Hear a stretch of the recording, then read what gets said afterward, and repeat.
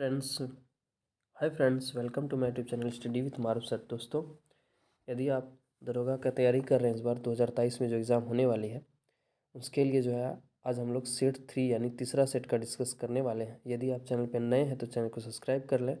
और अगर इस सेट यानी ये आपका पहला वीडियो है तो सेट 1 और 2 का जो है लिंक आपको डिस्क्रिप्शन में मिल जाएगा, या आप चैनल के पेज पे जाके विजिट करके जो है आपका प्लेलिस्ट बना हुआ है सेट प्रैक्टिस के नाम से दरोगा का, तो आप वहाँ से जाके देख सकते हैं। तो दोस्तों चलिए आज का पहला क्वेश्चन को हम लोग डिस्कस करते हैं। पहला क्वेश्चन है, निम्नलिखित में कौन अवध का अंतिम नवाब था, यानी कि अवध का लास्ट वाला नवाब कौन था।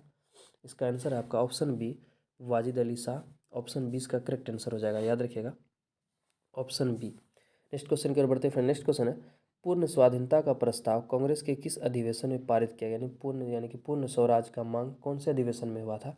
तो लाहौर के अधिवेशन 1929 ईस्वी में हुआ था, याद रखिएगा। और इसका अध्यक्षता कौन कर रहे थे, जवाहरलाल नेहरू या कर रहे थे। नेक्स्ट क्वेश्चन है, बंगाल विभाजन की घोषणा के बाद किसके नेतृत्व में मुसलमानों का एक शिष्टमंडल वायसराय लॉर्ड मिंटो से मिला था। तो 3 का आंसर है आपका ऑप्शन सी, आगा खां। याद रखिएगा आगा खां ही और नवाब सलीमुल्लाह मिल के जो है क्या मुस्लिम लीग की भी स्थापना किया था, याद रखिएगा, ढाका बांग्लादेश से। आगे है, निम्नलिखित में से किस योजना को डिकी वर्ड प्लान के नाम से जानते हैं। 44 का आंसर है आपका ऑप्शन है, माउंट बेटन योजना को हम लोग डिकी वर्ड प्लान के नाम से भी जानते हैं। आगे की ओर बढ़ते दोस्तों, आगे है, भारत में प्रकाशित समाचार पत्र बम्बई दर्पण के संस्थापक कौन थे। तो 5 का आंसर आपका ऑप्शन सी, बाल शास्त्री जाम्बेकर। याद रखिएगा बम्बई दर्पण के संस्थापक।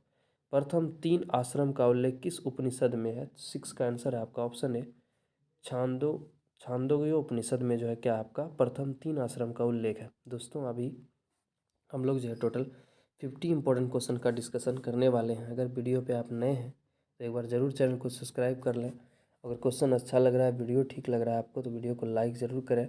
और किसी भी क्वेश्चन में आपको किसी प्रकार का अगर कोई कन्फ्यूजन है तो कमेंट सेक्शन में आके ज़रूर बताएं। नेक्स्ट क्वेश्चन की ओर बढ़ते हैं दोस्तों। नेक्स्ट क्वेश्चन है, निम्नलिखित में से कौन सा भारत में सबसे बड़ा हड़प्पा कालीन स्थल है। देखिए भारत में सबसे बड़ा हड़प्पा कालीन स्थल जो आपका क्या है, राखीगढ़ी, जो कहाँ आपका हरियाणा में था अभी। आगे है, आर्यों के मूल निवास के संबंध में किस विद्वान का मत था कि इनका मूल निवास तिब्बत था।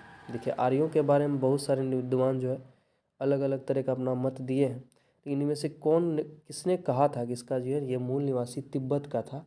तो 8 का आंसर है आपका ऑप्शन सी, दयानंद सरस्वती का कहना था कि आर्य जो भारत में आए थे वो कहाँ से आए, इसका मूल निवास कहाँ था, तिब्बत में था। लेकिन अधिकतर अभी जो है मध्य एशिया माना जाता है, याद रखिएगा। नेक्स्ट क्वेश्चन है, किस धर्म का यह मत है कि मोक्ष इस जीवन में भी संभव है, इसे प्राप्त करने के लिए मृत्यु आवश्यक नहीं है। यानी मोक्ष की प्राप्ति के लिए मृत्यु का होना आवश्यक नहीं है, कौन सा धर्म का मत है। तो 9 का आंसर है आपका ऑप्शन बी, बौद्ध धर्म का ऐसा मानना है। आगे है, अशोक ने किस अभिलेख में स्वयं को सम्राट कहा था। देखिए अशोक का बहुत सारा अभिलेख है, उसमें कौन सा अभिलेख में अशोक खुद को सम्राट बताया था। बाकी सभी अलग शक में यानी कि सभी अभिलेखों में खुद को प्रियदर्शी के नाम से बताया था। तो 10 का आंसर आपका ऑप्शन सी, भबरू अभिलेख, जो कि राजस्थान का है, राजस्थान में मिला था। इसमें खुद को वो अशोक जो है खुद को अशोक सम्राट के रूप में स्वयं को बताया था। आगे है, दशावतार मंदिर का निर्माण किस काल में हुआ था। दशावतार मंदिर का निर्माण जो है आपका गुप्त काल में हुआ था, याद रखिएगा। आगे है, प्रसिद्ध शासक अमोघ वर्ष द्वारा कविराज मार्ग की रचना किस भाषा में की गई थी। अमोघ वर्ष की जो है द्वारा कविराज मार्ग की रचना किस भाषा में की गई थी। 12 का आंसर है आपका ऑप्शन डी, कन्नड़ भाषा में। आगे है, दिल्ली सल्तनत के किस शासक ने शुद्ध अरबी सिक्के चलाए थे। 13 का आंसर आपका ऑप्शन डी, इल्तुतमिश। और दिल्ली सल्तनत का वास्तविक संस्थापक भी इसी को माना जाता है। और दिल्ली सल्तनत का पहला शासक कौन था आपका, कुतुबुद्दीन ऐबक, जो मोहम्मद गोरी का कौन थे, गुलाम थे। आगे देखते हैं दोस्तों। आगे है, निम्नलिखित में से किसने महाद्वीपीय विस्थापन का सिद्धांत दिया था। देखिए इसको ये क्वेश्चन जो है फिर पूछा गया था बीपीएससी में, इसको याद रखिएगा। आगे है, निम्नलिखित में किसने महाद्वीपीय विस्थापन का सिद्धांत किसने दिया है। तो 14 का आंसर आपका ऑप्शन बी, अल्फ्रेड वैगनर। याद रखिएगा वैगनर ही जो महाद्वीपीय विस्थापन का सिद्धांत दिया है। आगे है, म्यांमार के साथ कितने भारतीय राज्य सीमा साझा करते हैं। 15 का आंसर आपका ऑप्शन बी, 4 राज्य जो है म्यांमार के साथ अपना सीमा साझा करते हैं, जो कि पूर्वी राज्य है, याद रखिएगा, अरुणाचल प्रदेश, नागालैंड, उसी तरह से मिजोरम, त्रिपुरा फिर नहीं करता अगर तरह 4 राज्य टोटल, एक राज्य मिस हो रहा है। आगे है जोहार घाटी किस भारतीय राज्य में स्थित है? तो जोहार घाटी आपका जो है 16 का आंसर आपका ऑप्शन बी उत्तराखंड में स्थित है। आगे है निम्नलिखित में से किस प्रकार की नदियों में जल ग्रहण की क्षमता कम होती है? तो जल ग्रहण की क्षमता किसमें कम होती है? प्रायद्वीपीय नदियों में जो है जल ग्रहण की क्षमता बहुत कम होती है। निम्नलिखित में से किस प्रकार की मृदा का सर्वाधिक प्रयोग ईंट निर्माण में किया जाता है? यानी कि ईंटा बनाने में कौन सा मिट्टी का यूज किया जाता है? तो आंसर सी आपका हो जाएगा लेटेराइट मिट्टी। निम्नलिखित में से कौन खरीफ फसल का उदाहरण नहीं है, यानी खरीफ नहीं है, तो इसमें कौन है? 19 का आंसर है आपका ऑप्शन डी सरसों जो आपका खरीफ फसल का उदाहरण नहीं है।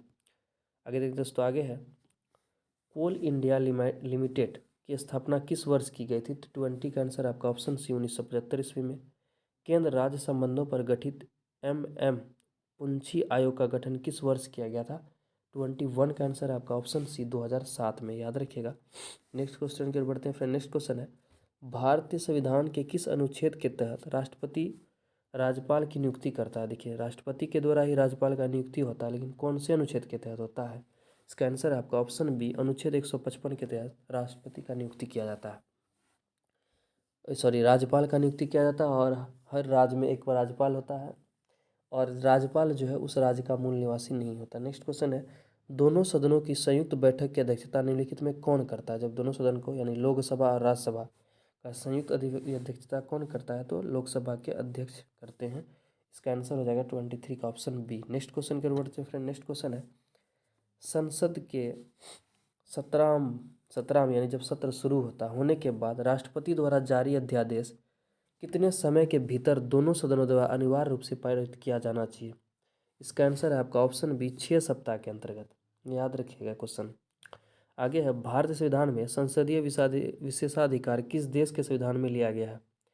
25 का आंसर है आपका ऑप्शन डी ऑस्ट्रेलिया से लिया गया है। भारतीय संविधान में संसदीय जो है विशेषाधिकार जो है, संसद को जो विशेषाधिकार मिला हुआ है वो किससे लिया गया है?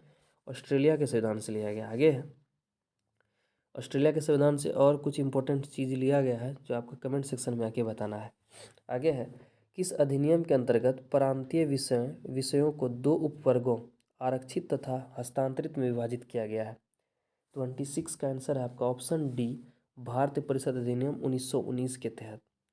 किस स्तंभ शिलालेख में समुद्रगुप्त की उपलब्धियां अभिलिखित की गई है जो अपनी विजय के लिए नेपोलियन ऑफ इंडिया के नाम से भी जानते? देखिए भारत का नेपोलियन जो है किसे समुद्रगुप्त को कहा जाता है, ठीक है, याद रखिएगा। और ईरान का नेपोलियन नादिर शाह को कहा जाता है। तो इसका जो है उल्लेख कौन से अभिलेख में यानी कौन सा अभिलेख यानी शिलालेख में कहा किया गया है? तो ये आपको बताना है। इसका आंसर है 27 का ऑप्शन डी इलाहाबाद स्तंभ, यानी इलाहाबाद स्तंभ जो है उसमें जो है समुद्रगुप्त के बारे में कहा गया है कि नेपोलियन ऑफ इंडिया है ये। आगे है नेक्स्ट क्वेश्चन की ओर बढ़ते हैं फिर। नेक्स्ट क्वेश्चन है भारत संविधान की प्रस्तावना में भारत को किस रूप में घोषित किया गया है? देखिए संविधान में तो 28 का आंसर है आपका ऑप्शन सी एक सार्वभौम समाजवादी धर्मनिरपेक्ष प्रजातांत्रिक गणतंत्र के रूप में इसको कहा गया, भारत को घोषित किया गया है। आगे है निम्नलिखित में से कौन सा मूलभूत अधिकार नहीं है? मूलभूत अधिकार इसमें से नहीं है जो चारों में से, तो वो कौन सा है? ऑप्शन डी इसका करेक्ट आंसर हो जाएगा, यानी कि कुछ दशाओं में काम शिक्षा और लोक सहायता पाने का अधिकार, ये आपका नीति निर्देशक तत्व का है, ये मूल अधिकार में नहीं आता है। आगे देखते तो आगे है भारत के नियंत्रक एवं महालेखा परीक्षक से संबंधित उपबंधों का वर्णन संविधान के किस भाग में है? यानी कि नियंत्रक एवं महालेखा परीक्षक का 30 का आंसर है आपका ऑप्शन बी भाग 5 में इसका उल्लेख किया गया है। नेक्स्ट क्वेश्चन की ओर बढ़ते हैं फ्रेंड। नेक्स्ट क्वेश्चन है और संविधान में कुल कितना भाग है? 22 भाग है, याद रखिएगा, और 12 अनुसूचियाँ सॉरी। आगे है प्रथम राज्यसभा आयोग का गठन किस वर्ष किया गया था? प्रथम राज्यसभा आयोग का गठन 31 का आंसर हो जाएगा आपका ऑप्शन सी 1955 ईस्वी में। समाचार पत्र निम्नलिखित में से किस सूची के अंतर्गत आते हैं? 32 का आंसर है आपका ऑप्शन सी समवर्ती सूची के अंतर्गत आते हैं समाचार पत्र। आगे है निम्नलिखित में से कौन सी पुस्तक प्रेमचंद्र द्वारा लिखी नहीं गई? इसमें से कौन है जो प्रेमचंद्र नहीं लिखे हैं, याद रखिएगा। 33 का आंसर है आपका ऑप्शन डी यशोधरा। बाकी रंगभूमि, निर्मला, गोदान, मंत्र, ये सब मुंशी प्रेमचंद की प्रमुख रचनाएं हैं। उसमें से ये जो यशोधरा है, ये चारों में से यशोधरा है, उसके द्वारा नहीं लिखा गया। आगे है अमजद अली खां का संबंध किस वाद्य यंत्र से है? 34 का आंसर है आपका ऑप्शन डी सरोद से। आगे देखते हैं दोस्तों, आगे है ग्रे बुक किस देश का सरकारी रिपोर्ट प्रकाशन दस्तावेज है। तो 35 का आंसर है आपका ऑप्शन डी, बी और सी दोनों, यानी कि जापान और बेल्जियम। ग्रे बुक जो है जापान और बेल्जियम का सरकारी रिपोर्ट यानी प्रकाशन दस्तावेज यानी सरकारी रिपोर्ट इसी में छपता है। इसका नाम क्या है, ग्रे बुक किसके लिए है वो, जापान तथा बेल्जियम देश के लिए। आगे देखते हैं दोस्तों, आगे है भारतीय वन प्रबंधन संस्थान का मुख्यालय कहाँ स्थित है। वन प्रबंधन 36 का आंसर है आपका ऑप्शन डी, भोपाल में। वन प्रबंधन आपका कहाँ है, भोपाल में, याद रखिएगा। वन अनुसंधान केंद्र कहाँ है आपका, देहरादून में है शायद। आगे है नई विज्ञान एवं प्रौद्योगिकी नीति, इसको आपको बताना है, कन्फ्यूजन था हमको थोड़ा इसमें। नई विज्ञान एवं प्रौद्योगिकी नीति को किस वर्ष लागू किया गया था। तो 37 का आंसर आपका ऑप्शन डी, 2003 ईस्वी में किया गया था। आगे है 6 प्रमुख बैंकों का राष्ट्रीयकरण किस पंचवर्षीय योजना के द्वारा किया गया था, यानी कौन सा योजना के तहत 6 बैंकों का राष्ट्रीयकरण कर दिया गया था। तो इसका आंसर है आपका छठी पंचवर्षीय योजना। याद रखिएगा कितना अच्छा ट्रिक है, 6 बैंकों का छठी पंचवर्षीय योजना के द्वारा। आगे है भारत में योजना आयोग का गठन किस समिति के सिफारिश पे किया गया था। योजना आयोग, इसका आंसर है केसी नियोगी समिति के द्वारा। आगे देखते दोस्तों, आगे है निम्नलिखित में से कौन अप्रत्यक्ष कर के उदाहरण हैं। इसमें देखिए सेवा कर, सीमा शुल्क, बिक्री कर, ये सभी अप्रत्यक्ष कर है। तो इसका आंसर हो जाएगा उपर्युक्त के सभी। यदि किसी अर्थव्यवस्था में अच्छी और बुरी मुद्राएं एक साथ प्रचलन में है, तो बुरी मुद्रा अच्छी मुद्रा को प्रचलन से बाहर कर देती है। यह है गोसेन का नियम, ग्रेसम का नियम, से का नियम, या इनमें से कोई नहीं। तो 41 का आंसर है आपका ऑप्शन ए, ये ग्रेसम का नियम है। ग्रेसम जी का कहना था कि अच्छी मुद्रा और बुरी मुद्रा एक साथ प्रचलन में है, तो बुरी मुद्रा अच्छी मुद्रा को प्रचलन से बाहर कर देती है, यानी कि बुराई जो अच्छाई पे हावी कर देता है। ये कौन कहा था, ग्रेसम का नियम से तहत है। आगे है निम्नलिखित में कौन ग्रीन हाउस गैस का उदाहरण नहीं है। 42 का आंसर है आपका ऑप्शन सी, कार्बन मोनोऑक्साइड। देखिए ग्रीन हाउस गैस का उदाहरण जिसको हम लोग ग्लोबल वार्मिंग जिसके करते उत्तरदायी है। ये क्वेश्चन 20 बार बीपीएससी 68 में छपा है, याद रखिएगा। आगे देखते हैं दोस्तों, आगे है यानी कि इसमें देखिए कौन ग्रीन गैस हाउस का उदाहरण नहीं, यानी कार्बन मोनोऑक्साइड जो है उसके उदाहरण नहीं है। बाकी मीथेन, कार्बन डाइऑक्साइड, क्लोरोफ्लोरोकार्बन जिसको हम लोग CFC के नाम से जानते हैं, वो सभी इसके प्रति उत्तरदायी हैं, याद रखिएगा। तो आगे देखते हैं दोस्तों, आगे है निम्नलिखित में कौन दुर्लभ जातियों यानी रेयर स्पीसीज के उदाहरण इसमें से बताना आपको। 43 का आंसर है आपका हिम चीता जो है एक रेयर जाति है। इसमें से बाघ, कस्तूरी मृग, लंगूर, बाकी सब का भी जान भविष्य खतरा में है, लेकिन हिम चीता जो है एक दुर्लभ जाति हो गया है। बाकी है कोणीय संवेग की विमा निम्नलिखित में से क्या है। कोणीय संवेग का विमाएँ बताना आपका। तो 44 का आंसर हो जाएगा आपका ऑप्शन ए, ML2T-1। याद रखिएगा कोणीय वेग की विमाएँ जो है ML2T-1, याद रखिएगा इसको। आगे देखते दोस्तों, आगे निम्नलिखित में से कौन एक सदिश राशि नहीं है। देखिए सदिश राशि नहीं है, इसका मतलब क्या है कि वो अदिश राशि है। तो आपको इसमें अदिश खोजिए। 45 का आंसर है आपका ऑप्शन है विद्युत धारिता जो है आपका ये एक अदिश राशि है, यानी कि सदिश राशि नहीं है। बाकी बल आघूर्ण, बल, चुंबक के क्षेत्र में बाकी सभी सदिश राशियाँ हैं। यदि पृथ्वी की वर्तमान घूर्णन गति बढ़ा दी जाए तो विषुवत रेखा पर गुरुत्व त्वरण का मान क्या होगा। ये देखिए ये जो है क्वेश्चन 67 बीपीएससी में पूछा था। अगर पृथ्वी के वर्तमान में घूर्णन गति को हम लोग बढ़ा दें तो विषुवत रेखा पर गुरुत्व त्वरण का क्या मान होगा। तो 46 का आंसर है आपका ऑप्शन ए, घट जाएगा। क्योंकि आप खुद इमेजिनेशन करते हैं, यदि आप कहीं बैठे हैं आपको स्पीड में घुमा दें तो आप जो है ना हल्का पड़ जाइएगा, धड़ाक से गिर जाइएगा। आगे है 47, प्रकाश के एक माध्यम से दूसरे माध्यम में जाने पर निम्न में से क्या नहीं बदलता है। हाँ ये क्वेश्चन भी पूछा हुआ क्वेश्चन है, इम्पोर्टेंट है। देखिए आवृत्ति नहीं बदलता है, बाकी तरंग दैर्घ्य वेग में परिवर्तन आ सकता है, लेकिन उसके आयाम यानी एम्पलीट्यूड यानी आवृत्ति में कोई चेंजेस नहीं आएगा। आगे देखते दोस्तों, आगे है 47 के बाद 48, हीरो में कौन सा प्रसंस्करण पाया जाता है। तो हीरो में जो है आपका sp3 और ग्रेफाइट में sp2, याद रखिएगा, पाया जाता है। आगे दोस्तों, आगे है ये हीरा का जो सवाल है ना हर बार छप जाता है बीपीएससी में।